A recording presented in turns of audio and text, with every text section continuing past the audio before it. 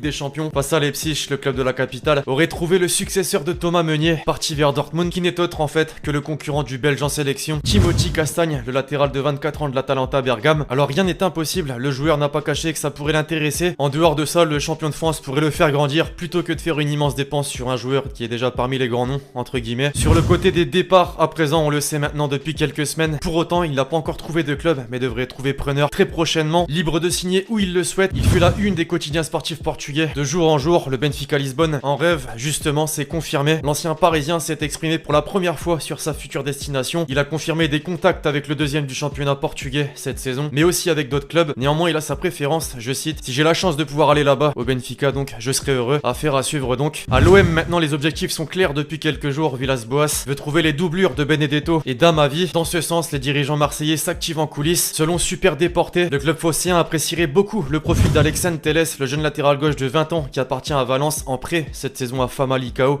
au Portugal. Pablo Longoria, le nouveau directeur général délégué chargé du football, aurait entamé les négociations. Cependant, va falloir faire vite, il y a de la concurrence. Ensuite, concernant la piste du buteur, la liste est longue mais deux joueurs reviennent avec insistance. Le premier, celui de José Juan Macias. Selon les informations obtenues par ESPN Deportes, les dirigeants des Chivas de Guadalajara sont conscients que son attaquant souhaite évoluer en Europe. Ils sont donc ouverts à un départ de leur joueur. La branche mexicaine du journal AS le confirme et va même plus loin. Les dauphins du PSG auraient déjà fait une offre de 10 millions d'euros pour l'international mexicain. Néanmoins, là encore, va falloir faire vite. La Real Sociedad est aussi déterminée à boucler le dossier au plus vite. Non pas pour 10, mais 13 millions d'euros. Le deuxième nom maintenant de cette fameuse shortlist, Boulaye Dia, l'attaquant de Reims, au même titre que le précédent. Il a le profil recherché des dirigeants marseillais afin de concurrencer Benedetto. Todosic Arrest affirme même que les négociations entre l'OM et le stade de Reims pourraient débuter dans les prochains jours. Mais Marseillais, une préférence peut-être? C'était quasiment inévitable après l'élimination choc face au Bayern en quart de finale de la Ligue des Champions, le Barça. Et sur la fin d'un cycle, comme l'a dit le président Bartomeu après le match, des décisions importantes vont être prises dans les jours à venir. En ce début de semaine, le ménage commence. Quique Setien vient d'être limogé. Abidal et Grau devraient le suivre. En attendant, plusieurs noms de potentiels successeurs circulent déjà dans la presse. Pochettino, Xavi, Henry, Gallardo, mais aussi Coman, entre autres. Le dernier cité serait le choix numéro 1 de la direction pour prendre la relève. Une fois ce souci réglé, il faudra se pencher sur celui de l'effectif. Si les nombreuses déclarations ont inquiété la Catalogne, celle de Messi l'est d'autant plus. Coup de tonnerre finalement selon les informations d'Esporte Interativo et plus précisément de son journaliste Marcelo Bechler. La Pulga aurait déjà pris sa décision avant même les mesures du Barça. Il veut partir. Pour le rappel, il dispose actuellement d'un contrat jusqu'en 2021, mais aussi d'une clause libératoire de 700 millions d'euros qui serait assez fou pour mettre le prix du transfert déjà et de son salaire le plus élevé de tous. Justement, telle est la question. Plusieurs clubs ont accompagné la rumeur déjà au cours de ces dernières semaines. L'Inter Milan, le Manchester City de Guardiola, l'Inter Miami de Beckham, également le PSG de son ancien coéquipier Neymar. Un favori sort du lot d'après les sondages, d'après certains médias même, du côté de la Première Ligue. Justement, outre-Manche, les Blues poursuivent leur mercato XXL. Après avoir bouclé les arrivées de Ziyech et Werner, Chelsea devrait encore frapper un grand coup. À la recherche d'un latéral gauche depuis plusieurs semaines, Lampard avait érigé la venue de Ben Chilwell, mais voilà, Leicester avait fixé la barre à plus de 80 millions d'euros pour son défenseur anglais. De quoi poser problème, vous pensez? Pas du tout. Selon les informations du Times, les discussions entre les deux clubs se seraient accélérées ces dernières heures, à tel point qu'un accord serait très proche entre les deux parties. À l'heure où je vous parle, rien n'est fait, mais si les négociations se finalisent, on assisterait tout simplement à un record pour le transfert d'un latéral gauche, 80 millions d'euros. De l'autre côté des Alpes, à l'image du Barça, la Juventus est en pleine révolution. Depuis l'élimination en 8ème de finale de Ligue des Champions face à Lyon, ça s'agite fortement en coulisses. Sarri, limogé, a été remercié par les Bianconeri. Pirlo a été nommé entraîneur et n'a pas perdu de temps. Plusieurs éléments de l'effectif ont été poussés vers la sortie. Le premier, on en parlait il y a quelques jours, concerne Blaise Matuidi, le champion du monde, n'évoluera plus en Serie A la saison prochaine. Contre toute attente, il a rejoint le club de David Beckham en MLS, l'Inter Miami. Ça n'aura pas pris beaucoup de temps, mais ça en dit long sur les intentions de l'architecte. Il va falloir se renforcer dans certains secteurs. En attaque, Higuain ne poursuivra pas l'aventure. Si la Juve pense plus à Milik ou Morata, Ronaldo, lui, a affiché sa préférence. Selon la Gazzetta dello Sport, le quintuple Ballon d'Or aurait demandé à ses dirigeants de tenter de recruter son ancien coéquipier du Real, Benzema. Il aimerait ainsi créer un nouveau trio à la Juventus avec Dybala. Toutefois, la demande pourrait rester sans réponse. Évidemment, Zizou ne souhaite pas se séparer de son buteur. Le joueur, lui, préférait largement poursuivre sa carrière au Real Madrid, qu'il considère comme le meilleur club du monde. C'était dans l'air depuis quelques jours et c'est désormais officiel. En fin de contrat avec Chelsea, Willian reste à Londres mais rejoint Arsenal. L'attaquant brésilien a signé un contrat de 3 ans avec les Gunners. Un temps dans le viseur de Nice, le latéral gauche grec Kostas Tsimikas rejoint finalement Liverpool. Les Reds ont déboursé près de 13 millions d'euros pour l'arracher et pour en faire la doublure de Robertson. Tottenham voulait se renforcer au milieu de terrain, c'est chose faite. Pierre-Emile Højbjerg quitte Southampton et rejoint les Spurs pour les 5 prochaines saisons. saison. Dans l'autre sens, le jeune latéral droit Kyle Walker-Peters quitte Tottenham et signe un contrat de 5 ans chez les Saints. C'est pas tout, il était attendu, il est là. Le jeune défenseur ghanéen de 21 ans, Mohamed Salissou, quitte le Real Valladolid pour Southampton, ce pour les 4 prochaines saisons. Le club anglais a déboursé près de 12 millions d'euros, soit le montant de sa clause libératoire. Le Stade Rennais se renforce en défense avec l'arrivée de Naïef Aguerd. L'international marocain de 24 ans s'est engagé pour 4 ans avec le club breton. Isiaga Silla est prêté par Toulouse avec option d'achat au Racing Club de Lens. Montpellier tient son gardien en la personne de Jonas Homelin. Il a été recruté pour une somme comprise entre 5 et 6 millions d'euros. Très actif depuis le début du mercato, le LOSC réalise un gros coup avec la venue de Jonathan David. Le Canadien de 20 ans a signé un contrat de 5 ans pour un montant hors bonus de 27 millions d'euros. Pour la petite aparté, il a d'ailleurs déjà marqué tous ses nouvelles couleurs malgré la défaite face à Brest. Le milieu gauche roumain Alex Dobré a été acheté pour une somme d'1 million d'euros à Bournemouth par Dijon. Après avoir nommé Unai Emery en tant que nouvel entraîneur, Villarreal est ambitieux sur ce mercato. De nouvelles recrues ont été annoncées. La première, celle de Dani Parejo. Le milieu défensif de 31 ans s'est engagé pour les 4 prochaines saisons. La deuxième, celle de Francis Coquelin contre un montant total de 8 millions d'euros plus 3 de bonus. Si Cavani n'est pas encore là, le Benfica Lisbonne ne manque pas d'ambition. 3 joueurs de renom ont été annoncés successivement. Jan Vertonghen qui débarque libre de tout contrat après 8 saisons passées du côté de Tottenham. Everton en provenance du Grêmio contre un chèque de 20 millions d'euros. Et Luca Waldschmidt qui arrive lui de Fribourg pour environ 12 millions d'euros. À l'âge de 32 ans, Nico Gaetan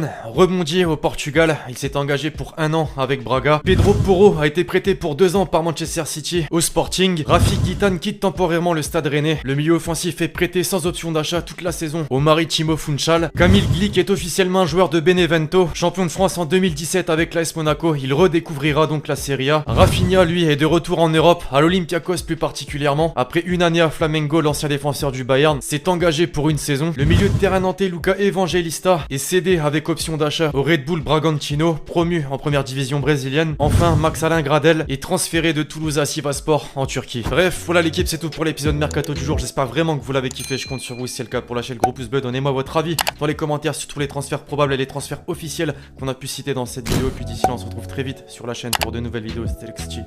Ciao.